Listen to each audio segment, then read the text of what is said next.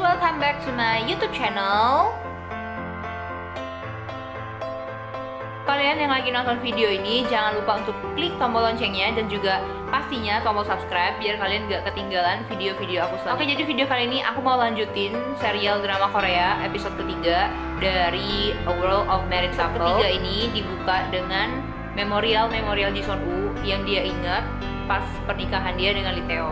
Jadi kayak kita dong biasanya suka ada janji-janji suci gitu kan, yang bunyinya tuh seperti ini kurang lebih. Aku akan menemani kamu suka dan duka, senang dan susah, bahagia dan sedih, pokoknya seperti itulah. Dia nginget dan itu kayak buat sakit hati banget sih kalau misalnya harus ingat kejadian sekarang dimana Lee Tae-ho yang ngucapin itu tapi dia yang membuat semuanya itu jadi kacau. Terus nyambung yang episode kedua kemarin, dimana dia tuh abis pas Lee Tae-ho dikasih tahu kan oleh temennya Ji Sun Woo yaitu Soo Myung Suk kalau misalnya pelakor itu si Takyung itu hamil. Nah jadi di sini si Ji Sun Woo tuh pengen Lee Tae-ho tuh milih gitu, dia milih si pelakor itu Takyung atau milih istrinya Ji Sun Woo.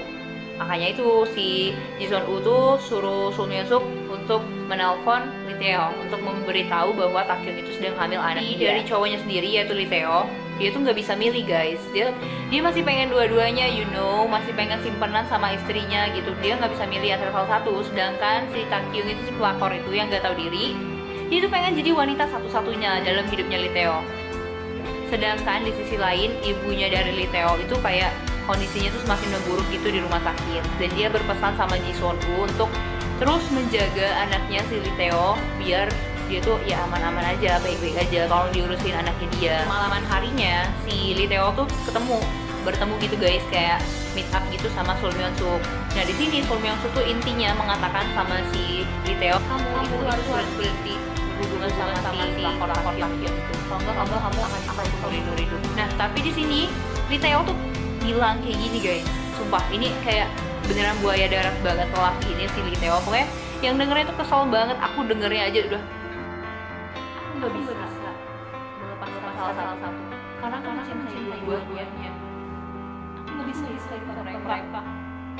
Nah sedangkan Ji Sun Woo sendiri, dia itu bergegas untuk menemui pengacara untuk ya kayak minta gugat cerai gitu sama si Lee Tae-ho. Tapi di sini pengacaranya bilang kalau misalnya kamu mau menang, kamu harus ngumpulin semua bukti perselingkuhan suami kamu sama si Takyung pelakor itu. Complicated gitu guys. Kenapa complicated aku bilang? Karena dia tuh harus punya bukti sendiri, nggak bisa bukti dari mata-mata gitu, nggak bisa. Itu kayak bisa dilawan oleh hukum gitu. Makanya Ji Sun Woo tuh harus punya bukti sendiri kalau misalnya Lee Tae-ho itu memang beneran pure dia tuh selingkuh gitu.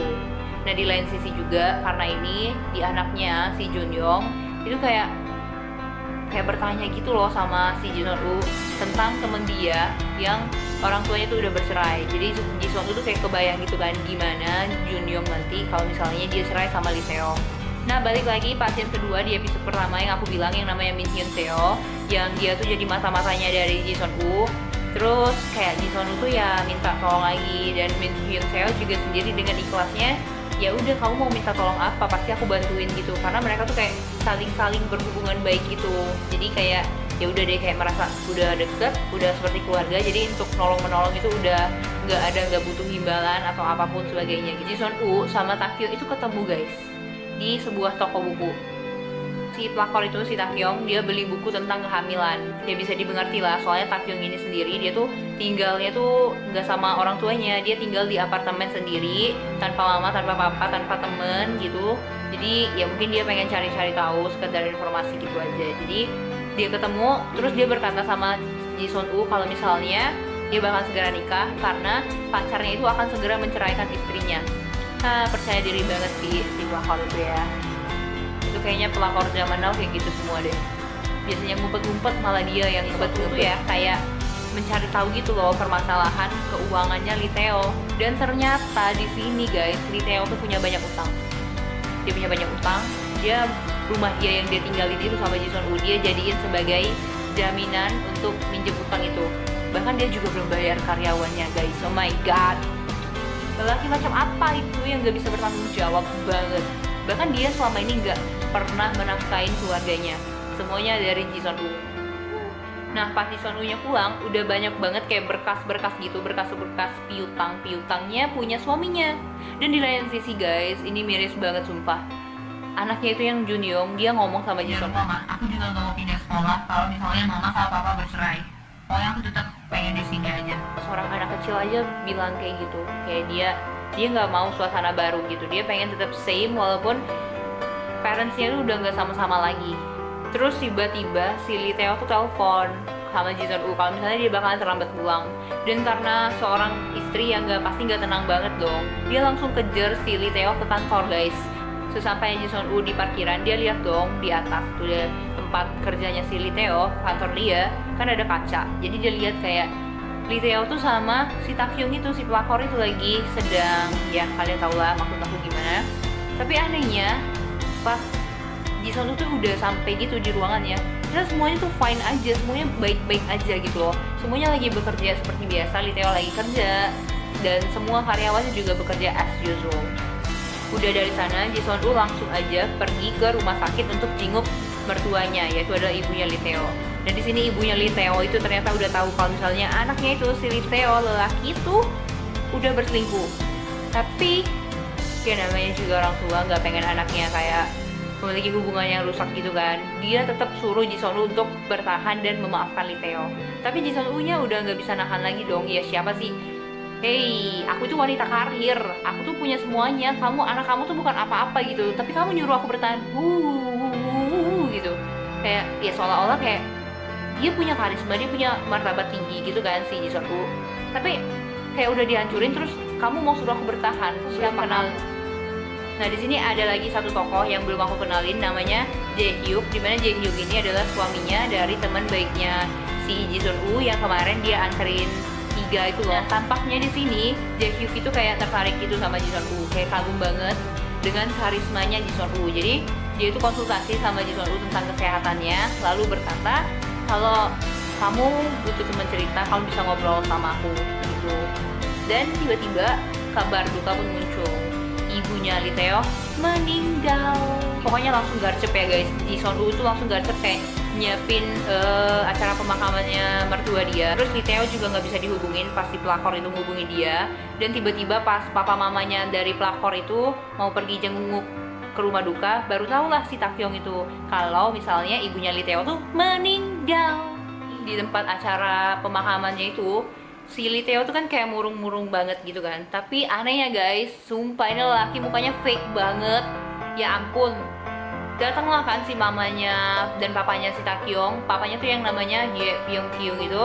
Terus tiba-tiba si Lee Tae-hyo tuh kayak tiba-tiba kayak tegar banget gitu, gak sedih. Kayak ya udah everything is fine gitu.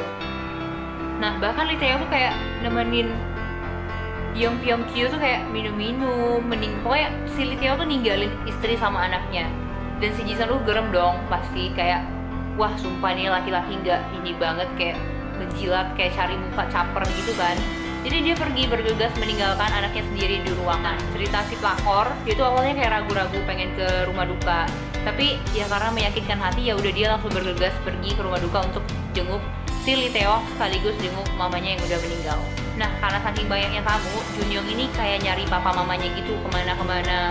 Dan ya karena banyak banget orang kan, jadi anak kecil juga agak susah nyarinya. Akhirnya Jae Hyuk itu bantuin untuk nyari Lee Tae-hyo. Dan dia ngeliat si Ji Sun Woo lagi ngeliat Lee Tae-hyo itu di mobil berdua sama si pelakor lagi kiss gitu guys. What do you think about that? Ji Sun Woo itu suruh Min Hyun Seo untuk memata-matai si Takyong. Dengan cara apa? Dengan cara Min Hyun Seo tuh nginep tinggal di sebelah apartemennya Takyong. Dan di sini agak lucu sih penampilan Min Hyun Seo, dia tuh kayak unyu-unyu gitu, kayak lucu-lucu banget anaknya, berponi lucu kayak anak kecil. Aku suka banget mukanya di sini. Dia kayak datang permisi gitu sama Takyong, kayak salam kenal aja gitu. Aku tetangga baru kamu, dan dia bawa buku kehamilan. Terus tiba-tiba si Takyong itu tanya dong, kamu lagi hamil ya? Gitu. Dan akhirnya mereka berkomunikasi gitu, dan kayak masuk aja gitu karena kan udah sama-sama hamil, masih muda, suaminya nggak ada kayak gitu. Nah sementara Ji Sun Woo kan nggak bisa kan kayak langsung kasih tahu si Lee Theo kalau aku tahu kamu selingkuh, nggak bisa. Di sini Ji Sun Woo tetap kayak pura-pura aja, kayak semua everything is fine. Dia nggak, ya pokoknya nunjukin kayak seorang istri beneran lah, yang nggak sakit hati, yang nggak lagi dikhianatin gitu, kayak acting gitu, pura-pura semuanya baik depan suaminya, depan anaknya, depan semua orang, sampai dia bisa nemuin bukti yang memang kuat banget yang menyatakan bahwa Lee Theo tuh selingkuh. Nah guys, jadi itu adalah alur cerita singkat dari episode ketiga serial drama Korea yang terbaru di tahun 2020, yang kuncinya itu adalah pelakor, yaitu adalah serial drama Korea A World of Married Couple. Dan semoga kalian suka sama alur cerita ini, jadi kalian gak perlu nonton lama-lama gitu, kalian udah mengerti. Ataupun sebaliknya, kalian udah nonton full tapi kalian belum mengerti alur ceritanya, kalian bisa banget dengerin alur cerita ini. Aku harap semoga teman-teman juga suka sama video ini. Jadi jangan lupa untuk klik tombol loncengnya, klik juga tombol subscribe-nya. Jangan lupa untuk like, share, komen. Semoga teman-teman suka. Happy watching, happy listening.